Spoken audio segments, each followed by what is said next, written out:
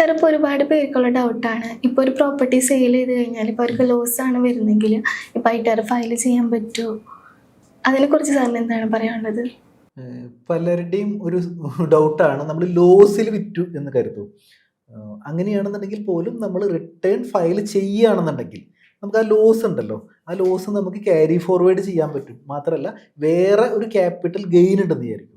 വേറെ നമുക്കൊരു capital gain ഉണ്ടെന്നുണ്ടെങ്കിൽ അതിലേക്ക് എന്ത് ചെയ്യാൻ പറ്റും? സെറ്റ് ഓഫ് ചെയ്യാനായിട്ട് പറ്റും. നമുക്ക് ലോങ് ടൈമിൽ തന്നെ വേറൊരു ഗെയിൻ ഉണ്ടെങ്കിൽ അതിലേക്ക് സെറ്റ് ഓഫ് ചെയ്യാനായിട്ട് പറ്റും. അതല്ല, നമുക്ക് സെറ്റ് ഓഫ് ചെയ്യാനായിട്ടുള്ള ഗെയിൻ ഇല്ല എന്നുണ്ടെങ്കിൽ നമുക്ക് അടുത്ത 8 വർഷത്തേക്കൊക്കെ എന്ത് ചെയ്യാൻ പറ്റും? ക്യാരി ഫോർവേഡ് ചെയ്യാനായിട്ട് പറ്റും. മാത്രമല്ല ഇതുപോലെയുള്ള ട്രാൻസാക്ഷനുകൾ ഉണ്ടല്ലോ, ഇപ്പോൾ നമ്മളിപ്പോൾ പ്രോപ്പർട്ടി ട്രാൻസാക്ഷനായിട്ട് ബന്ധപ്പെട്ടാണെന്നുണ്ടെങ്കിൽ ഒരു 30 ലക്ഷം രൂപയെക്കാട്ടും കൂടുതലുള്ള ട്രാൻസാക്ഷൻ ആണെന്നുണ്ടെങ്കിൽ ഇതൊക്കെ നമ്മുടെ ആനുവൽ ഇൻഫർമേഷൻ സ്റ്റേറ്റ്മെന്റ് ഉണ്ടല്ലോ, ഇതിലൊക്കെ റിഫ്ലക്ട് ചെയ്യും ഇതൊക്കെ. അപ്പോൾ നേരത്തെ ജ്യോതിക പറഞ്ഞ പോലെ ഇത് നമ്മൾ ശ്രദ്ധിച്ചില്ല എന്ന് വിചാരിക്കും. അതായത് ഇങ്ങനത്തെ കാര്യങ്ങൾ നമ്മൾ ശ്രദ്ധിക്കുന്നില്ല, നമ്മൾ ലോസ് ആണ്, നമ്മൾ വിചാരിക്കുകയാണ് ഇത് ലോസ് ആണല്ലോ, ഇത് എന്തിനാ ഫയൽ ചെയ്യണമെന്ന് വിചാരിച്ചിട്ട് നമ്മൾ വിട്ട് കളഞ്ഞാൽ എന്ത് സംഭവിക്കും?